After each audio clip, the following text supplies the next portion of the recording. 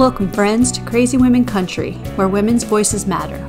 We bring you the greatest female voices in the music industry, from the artists, songwriters, and producers, to managers and executives, and all the women who make the music industry what it is today. Thank you for joining us.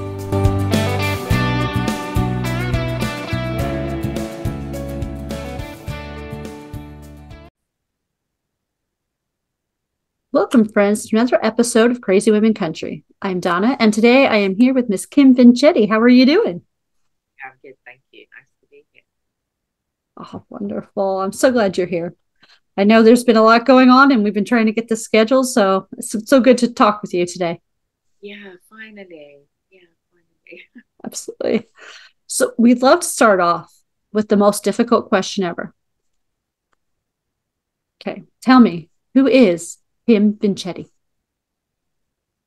That's so super interesting because I literally just read, I've just been reading Unleashed by Glennon Doyle, and Mhm. one of the last chapters, right towards the end, literally about half an hour ago, I was reading it. Um, she said that's like a question, and she said a lot of people say I'm a wife and I'm a mother and da da da, and that's what you do and not who you are. And that really made me think because we come out with these standard responses, don't we? So yeah, God, who am I? It's a great question. I would say I'm a survivor. Um, that's very much a big part of who I am. I would say that I'm a lover, not a fighter.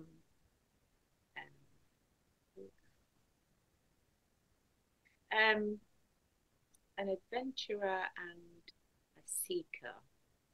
Yeah, these are very much part of how I feel in here.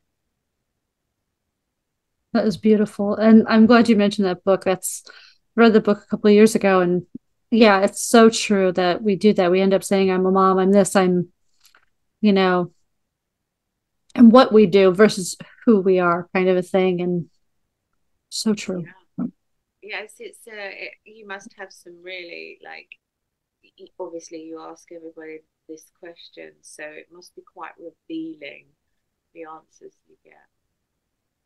It is. It is. And I love that, and when you ask someone who they are, basically, there's never two that are the same. I mean, yeah, like, some people are like, oh, well, I'm this, and I'm really, energetic, passionate about something. Or, yeah, like sometimes, just all of them are different. And that's the key, you know? No two people are identical. Well, maybe identical twins, right? I guess, but you know what I'm saying. Yeah, yeah, for sure. Yeah, it's a great question. Absolutely. And that's what makes the world go round, our differences and commonalities. Okay. So tell us, how did you get started in music? I know how you get started in music, but tell our audience. Um, well, I, I I think I should probably have always been a musician, but the reason I didn't go into anything like that, a lot of it was down to childhood and bullying and all the rest of it. Because I grew up with my grandparents, and my granddad was always singing around the house. He used to sing in the war, and it was a very musical kind of house. He always sang. Um, my uncle, his son, was had his own band in the '60s. Very talented guitarist. My birth mother has a very good voice. She, you know, later in life went into singing. My son has got an amazing voice, and I've always been more music than I have been TV. Um, but I remember like belting out a song once, early teens, and somebody saying something to me like, because ridicule was what I always got for everything, and somebody said something like, "Oh, you sound like a pop singer," and just from that moment on, I never really, did anything or thought anything about it. And as I got older, I loved to sing, but like even in the house, I wouldn't thing in case the neighbors heard me or someone on the street heard me, because instantly I'm fearing the ridicule, so I don't even sing in the shower. And I was in lockdown. I'd just picked up a guitar that was left there by an ex, and I thought I, had the time to learn it, um, and started writing songs. So I am a writer. I've been a writer for years. So the lyrics came quite easily. And I found that I think I learned 4 or 5 chords, and I found that I could write a whole song with those 4 or 5 chords. So I just started writing songs. And then I got brave, and I had some social media accounts, and I was like, just putting a few things out there, because video for me is much easier than in doing something in person. Because on a video, nobody can ridicule me, nobody can say anything to me because it's a video, you know. Yeah. So I started doing that, and then it caught the attention of someone that I'd known on a coaching course, who had a record label, and he just said, "Can you come down to the studio? I'd like to have a chat." And that was that. He kind of offered me a contract and said, "I think you've got something." And I said to him, "Do you think I could make a living out of it? Because I don't want to be on stage. I don't want to be famous. I don't want to be, fill a stadium. I have none of those interests. But I love to write music and songs. And, I quite like to sing in the studio." And he said, "Yeah, because obviously now everything is digital." So that's how it all happened. And I started releasing last August, one every 6 weeks. And I think it's my 5th or 6th one. No, it's my 6th one that's coming out in March. And that's how it happened.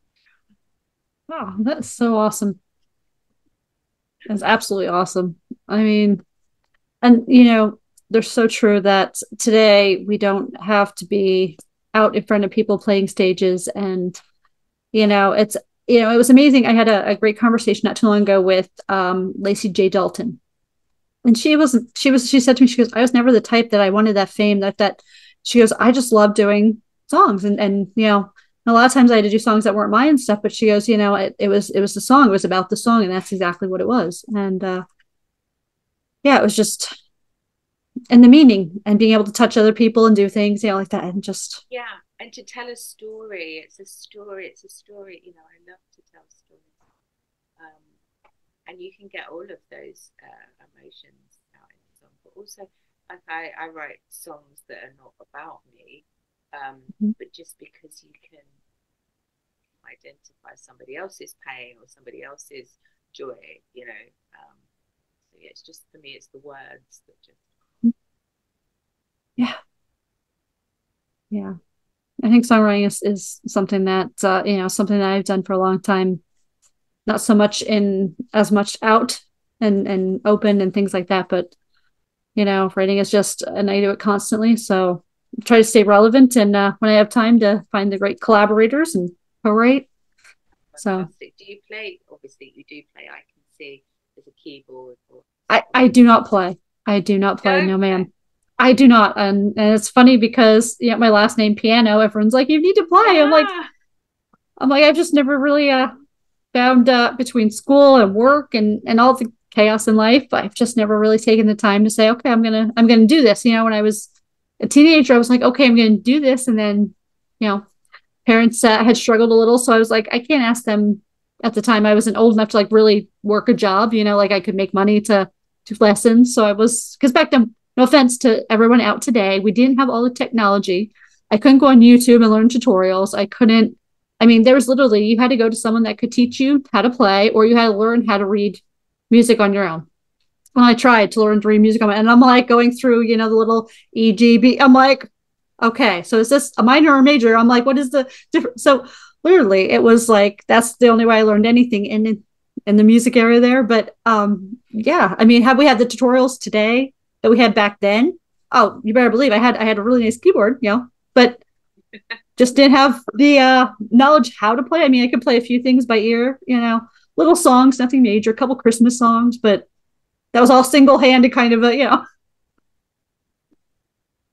yeah, some people just, I mean, learn by it, don't they? I Mhm. have to be honest, I'm not very good at taking instructions, so I've kind of just, you know, found my own way with the guitar. And I'm not a great guitar player. I'd like to be, and I do practice, um, you know, and I can strum a bit, but I've got a long way to go.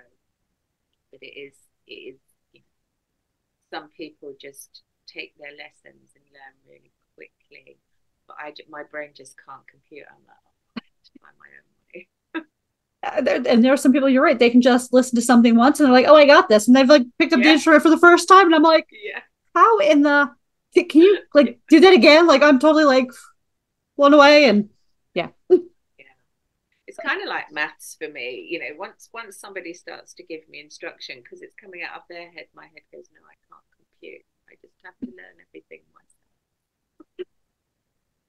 Oh. Yeah. So let's talk about your newest release. And I know we're recording this before it comes out, but it'll be out by the time we air. So let's talk about Wild Woman. Tell me your inspiration behind that. I was sitting here. It was a full moon. I was looking out of the window, and I was just thinking about. I'm a yoga teacher. I don't teach yoga, but I went and trained in India to be a yoga teacher because I just wanted to do it. So I'm a nature lover. I love to be in the woods. I love to be barefoot. And I have friends that are like that as well. And it just kind of, I was like, oh God, I love the moon, and and it's like the moon's blowing kisses at me, and I was like, oh, that's a song, and it just, so I just started to write some lyrics, picked up my guitar, and that just came about. It's a really, I write songs really quickly because the idea come and then the words just kind of flow, and they might need a little tweaking, but um, so I just got all of that kind of terminology into this song. And I thought I would really love to howl in a song, experimenting as we do. So I do howl in it. And when I went when I went to the studio, when I put it down in the studio, the producer said, "Oh, we can do more howls with that." And I said, "I don't want to do overkill, but we ended up doing it's changing it slightly. So in the chorus, it's a howl, but also I did all of the backing and just recorded lots of different styles of howl, and so it sounds like a wolf pack. Just, you know, it's funny, but I love it, and I just think it's a great release. Like sometimes if you're angry or upset or even feeling joyous and you just want to scream or shout, or we live in a world where that's not really acceptable, especially walking down the Yeah. street So, or something. Yeah, but we can do it with music. So I don't know about you, but if I've been driving and I'm angry or I'm frustrated or something, and you just crank the music up, don't you? You yes. sing along at the Yes. top of your voice and you feel better. And I'm thinking, well, a howl's going to make you feel even better, and Yeah. especially if there's a group of you, because there's nothing like if you can get a vibe going between people, it just gives you such a good feeling. So yeah, there's howling in one. Can't wait to howl along. Thank you. That would be great. Oh, Yeah. so make When sure my we'll have the links in the description. Everyone go check it out. Yeah. Oh, thank you. When I played it to my son, he said, why did you let them put that backing track behind it? I said, it's not the backing track. I said I did every single one of those. And it was, I tell you, it was fun. Really, really Oh, so tell me, who are some of the women that inspire you musically? fun. Oh wow, so many. Um, I think because I grew up with my grandparents, so I got the old style conditioning. Like he would listen to Connie Francis, um, and some of there was a band, a girl group that used to sing. to the Ninas, and there was Maria Callas. Um, some of the really old style, and then later, um, I would listen to Aretha Franklin and Nina Simone. I love those, that kind of, that husky sound, that jazzy vibe. I loved all that. And then obviously Dolly, who doesn't listen to Dolly, great storyteller, Dolly Parton, which I just love. Eva Cassidy was one of my big, big, big icons. Her voice was just incredible, otherworldly, really. I just thought she had the most amazing voice, and talented guitarist as well. Um, People like Loretta Lynn and stuff back in the day I would listen to. So quite a wide range. And all the time that I'm listening to these, you're also listening, going through the decades of whatever's in, on trend or in fashion, because you're having that at you on the radio and everything. So lots of people, Annie Lennox, someone else with a fantastic voice, um, God, Sade I listen to a lot. So completely different genres, but these women kind of stuck. And definitely I can feel some of the influences when I for sure. Absolutely. And it's so great to have the eclectic mix. I was just talking about that too. It's, some people are like, oh, well, I have this mix. I listen to this, and everything in between. And I'm like, well, that's, that means you just love music. It doesn't, you don't need to say, oh, well, I only like country music. I only like rock music. I only like alternative, whatever. I'm like, if it's good music, it's good music. It shouldn't matter what genre. I mean, there are times where, when I'm doing data entry stuff, like I should say data entry, but analytic work at, during my day job, I will absolutely have Mozart, Bach, something more on that range, because it's Yeah, just I absolutely. feel like I'm just like trying to focus, and I'm like, okay, that's great. I have it's perfect background sometimes, and especially when you get into Beethoven's Fifth Symphony, when you're having like a bad day and you're just like feeling angry, it's like it's perfect. It's like you just you Yeah. got this. No, I don't know. Yeah, there's science behind that as well, isn't there, about playing classical music while you're working and Mhm. focusing. Yeah, it's Yeah. definitely scientifically backed. Yes, they have shown those, the studies, the MRI studies, where if you're doing work, depending on the or art, or depending on what you're doing, they said that different parts of the brain with music will influence it more and make it overactive, kind of like when you have caffeine in it too. So it's it's, Yeah. it's interesting to see that. Definitely. Oh, it is. It's amazing. And have you ever, veering onto the spiritual path, the sound healing with the frequencies and stuff? I Yes. mean, incredible, incredible. When I used to do like a bit of Sanskrit meditation and stuff, I'd often put a frequency behind the track, and it just gave it a whole different vibe. Crazy. But yeah, my love of, if I were to be defined as an artist, where I want to go is country, jazz, and blues. They're my loves, really, to write and sing. But I'm kind of finding my feet as an artist, so that the songs that I'm writing, and obviously when you get down into a studio, producers can change things and twist things. So, but I'm hoping that I kind of get experimental and then settle on a, this is my style, you Mhm. know. Absolutely. Absolutely. So, would you like to do our 13 crazy questions? I would love to. Okay. Tell me. I'm going to say there's probably a no to this answer, but do you have any guilty pleasure music? Guilty pleasure music, not that I can think of. I wouldn't have guessed you for guilty pleasure, because you probably just enjoy what you enjoy and don't feel guilty about it, right? I know I Never, don't. never.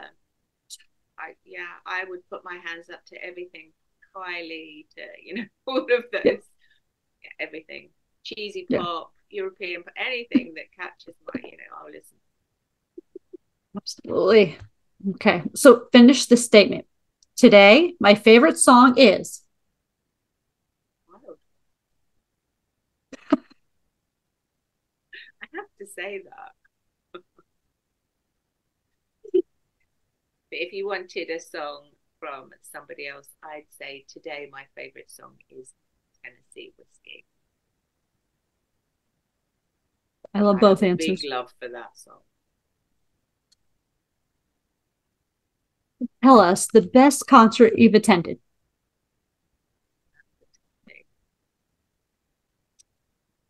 Well, if that would be, I can't remember the name of it, but I was a teenager, and here in London there was a massive anti-racism rally, and there was a concert held for it in Victoria Park in London. And at that concert were the Police before they were really, really famous.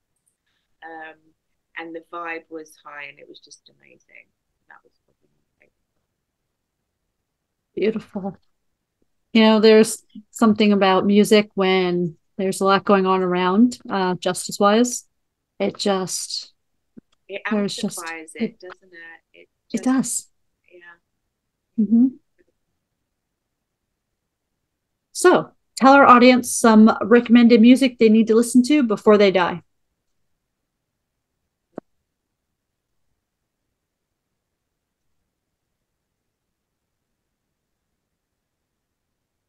Dr. Buzzard's original Savannah band. It was, they were the Studio 54 band, and they evolved, you probably know that. They evolved and did their own thing. And I remember being obsessed with a few of the songs when I was a teenager. Um, a couple in particular, Cherchez la Femme, and Close. It's a great album. Um, you probably not come across it before because it didn't have much longevity, but it's a real toe tapper, upbeat, makes you feel happy, and also there's a couple of nice, you could almost say background music, but really nice to listen to. So I'd say that. And also, if you're ever feeling down, lonely, sad, or depressed, if you put Van Morrison, Dark Side of the Road, on, you will just be up, and your mood will lift instantly. Absolutely. Definitely agree with Right. that one. Yeah. One of those songs, isn't it? And Eva Cassidy's Over the Rainbow. Everybody should have that in there. Yeah. Yeah, I would recommend anyone who hasn't heard any of those go check them out now. I mean, in general, yeah, I was blessed enough to grow up on what we call the oldies, which are from the '60s and stuff, and yeah, and appreciate that from there, even the '50s and '40s and upward. So, Yeah, you cool. too, huh? Mm-hmm. Yeah. Yeah. So, tell me something on your bucket list. Done. So okay, so on my bucket list, oh, I've done so many things. Um, I think yeah, okay. I wanted to climb. But I can't think of the name. It's a mountain in Turkey, and I was going to do it for my 54th birthday, Mount Ararat. I was going to do it for my 54th birthday, and I damaged my Achilles, so I couldn't do it. And apparently, the best time to do it is in July. It's not like a real hard climb, but it's apparently you go up and it's all through meadows that are flowering, and you Yeah, get to the top and you camp out. But it's also, Mount Ararat is also where they believe Noah's Ark rested, and there's evidence of a big wooden boat there. So I just think that would be a super cool thing to do. absolutely, absolutely, love it. If we made a movie about your life tomorrow, who would you want to play you? Oh,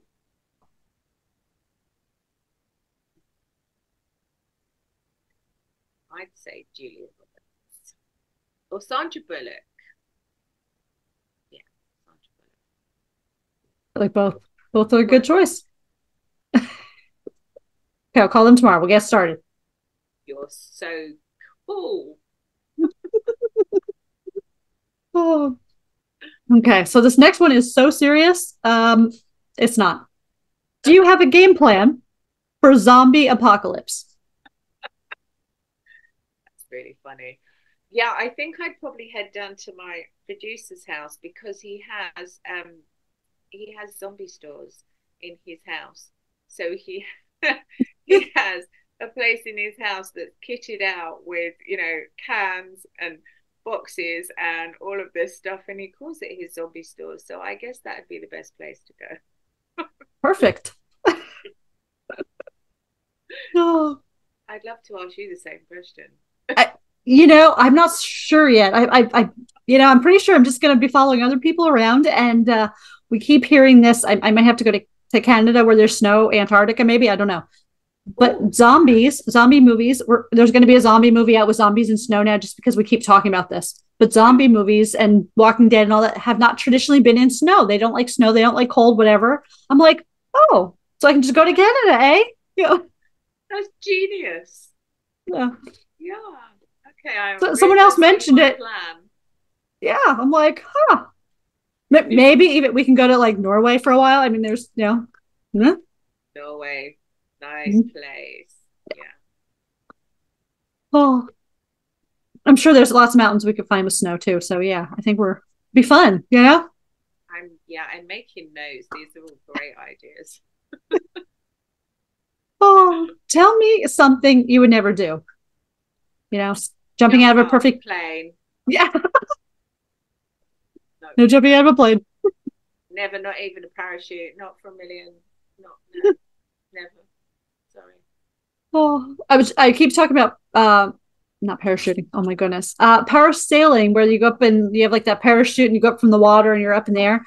Yeah. That is really fun. I will tell you that was a lot of fun. So if you kind of want to try the whole theory out, you're tethered to a line. I could probably do that. I could jump out. I didn't. I yeah. It's the fear of heights, but I kind of realized that it's more of a fear of man-made heights. Like when I was at the top of the Eiffel Tower, I was like this stuck to the thing at the back, and I couldn't look over because I was terrified. But if I'm at like a mountain, like I've been up mountains in Turkey, and it's because you've got a gradual way down, I think, and it's not the sheer drop. So to actually throw myself, no, Yeah. not me. Yeah. Bridge jumping with bungee cords, not for me either. So yeah. Where in you? Oh. So hypothetically, if I need to throw a body off, no, I'm just kidding.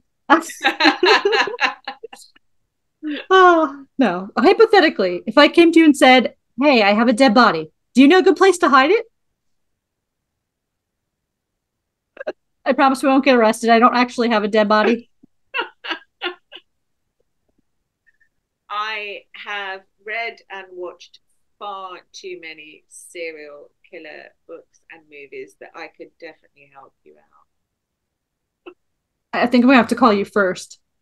I'm gonna just. I was fascinated from the psychological angle. I hoovered up all the books and everything on it. Yeah, I need and to understand it. that's one thing. Like, I joke about that in America here we have Investigation Discovery Channel and I joke because I love the show names like One's Wives with Knives and, Fear Thy Neighbor or Fatal Love or whatever they call them, right? So they're funny, right? They're funny names. They put a funny spin on, it. Violence and whatever, So, but in retrospect, I'm like, it's actually very fascinating sometimes to just, because it really does. They take you like a little bit behind the scenes, if you will, and kind of get you into the psyche of, it's like, what makes somebody do that? Yeah. There's the one show has a FBI profiler that she's retired now, but I mean, amazing when you start to hear some of the analysis that come out and just you're like, wow, I'm so sane. I would have never thought of that. Like, yeah. It's amazing. So scary, but amazing. Very, very scary. Good to be informed. Yes, yes. So now that we've talked about that kind of a fear, tell me something you're afraid of. I'm standing on stage and singing a song. Yeah, Oh, but it's something so I guess the next question, will you go to karaoke with me, is probably going to be no. karaoke. So a few drinks, and I Uh-huh. am the biggest diva on the planet. But that's a really funny thing, isn't it? Like I think that's how you grow. So when you're like me, I started drinking when I was in my 20s, and I became probably before that actually. But then you become the person that you want to be. You kind of fit Mhm. in more. Yeah, So yeah, the that's liquid quite courage. dangerous. Yeah, absolutely. And then I could pick up a karaoke mic, and I always used to sing "Don't It Make My Brown Eyes Blue." That was my karaoke song, and everybody loved it. But of course, I must have been wailing because I'd had far too many drinks. or, but it gives you the courage, doesn't it? It does for sure. Okay, so we can do karaoke. That sounds good. Yeah, Perfect. we'll do karaoke, but yeah, a few drinks. Yeah, absolutely. Without alcohol, I always used to joke and say I'm not allowed to sing in public without libations. So it's illegal. So that way, at least, like I try to avoid, at least that way if I'm drinking, I can be like, yeah, I was drunk. I had no clue what I was doing. It was that Yeah, bad. you have a Sorry. get My bad. out clause. Yeah, love it. You have some great ideas.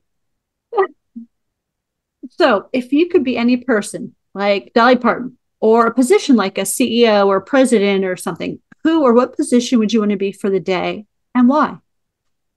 For one day, For one day. just for one day, so I could come back to being me after. Yes. Yes. Okay. It's a really difficult question. Well, It does it is. have to be a real person? Can it be, No, no, it could be fictional? like a position, like, you could be a rocket scientist or I don't know, I'd be, whatever. I'd be God, whether you believe him to be real or not, or her to be real or not. I'd be God, and then I'd just end poverty. In that day, I'd end poverty. I'd get rid of all hate. I'd get rid of all the bad things. I'd put a lid on Pandora's box, and we could all live happily ever after in peace and love and harmony. Love that answer. That's the cool answer. Definitely. Definitely. Beautiful answer. So, do you have any words of wisdom you live by? And if so, what are they?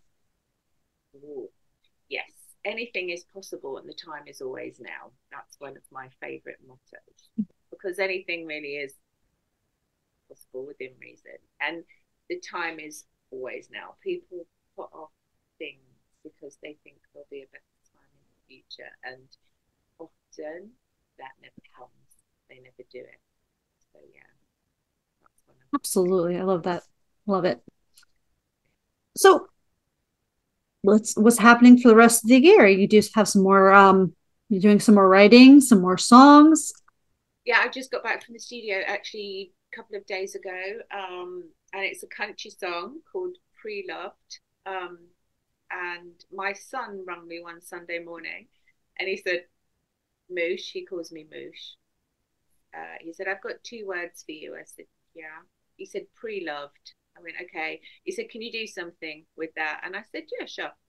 And about an hour later, I had a song called "Pre-loved," and it's about it's about a woman who's never been loved, but she's, in the story, in the song, she's kind of getting the courage to up and leave and look for a better future.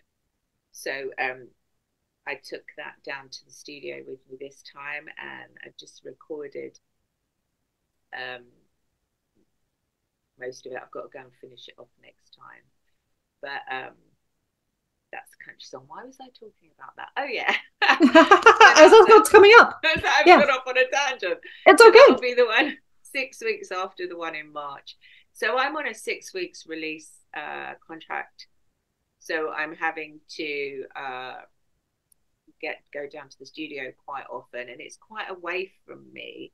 It's at the moment I'm getting a train. If I was driving, it would be a 2-hour drive. So it's quite away from me. I know where you're from, that's probably a normal day, but England's Yeah. only itty bitty like that. So, so you know. So yeah, I'm on that 6-week structure.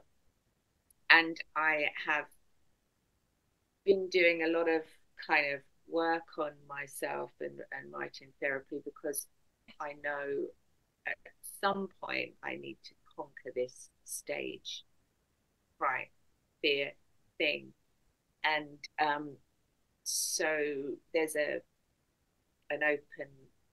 few little open mics around, but I live in quite a creative area, so there's lots of people, and it's likely I'd bump into someone I know, and I don't want to bump into someone I know, because when I first go and do it, I don't want to see anyone I know. Yeah. Just strangers, please. So that's on my list. I'm trying to conquer this fear. That's something on my list. But yeah, music basically is kind of where I've put my focus.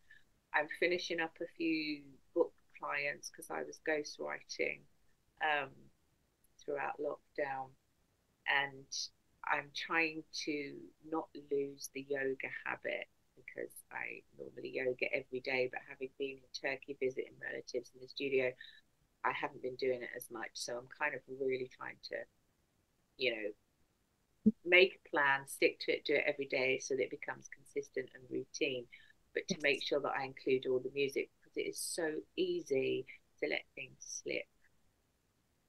It is. It is. And even though you have lists and you're like, okay, and you try to plan ahead and set times, yeah, I find that with, I work a day job where, it's more office oriented, back end analytics, things like that. And there'll be days I'll be like, okay, I can get all this stuff done. I'm ready to roll. I'm going, going, going. And it's like, there's a fire, go put that out and then get back to your stuff later. And, so that, just in general and in work, we run the house, things like that, like you were saying, just trying to find that schedule, that balance. It can be always hard in our lives, and creating those habits. Yeah, really. I mean, I this morning I started, I'm not going near the computer or the phone until 11 o'clock in the morning, because I find when you wake up and you do that straight away, all of a sudden you've got things in your mind, because there are messages, there are emails, and all of a sudden it's in here. Yeah. So I'm going to just take that time in the morning, go and do my vocal on the beach, do my yoga, do my writing therapy, have my breakfast. I won't go near anything or any messages until 11. That's my new thing. I like that practice. I try to not look at mine too much in the morning and just unset my alarms, because I have to get up. Yeah. But yeah, I love it. Well, it's been a pleasure having you on, Kym, and you are welcome back anytime. Thank you so much. It was so lovely to meet you, and you've given me loads of really good ideas. I'm going to Norway. I'm going somewhere to Norway. No, it's been an absolute pleasure. I find a zombie apocalypse song coming out sometime soon. But see, you're just full of these great ideas. I'll call my zombie Donna Piano. Oh, I'm not sure if I'm flattered or kind of shocked, but it's kind of funny in the same. In the nicest possible way. It's my British humor. It is. It is. I love it. Well, and thank you, friends, for joining us. Make sure you check out the links below and Kym's newest music, and follow her on socials. So we'll talk to you next time.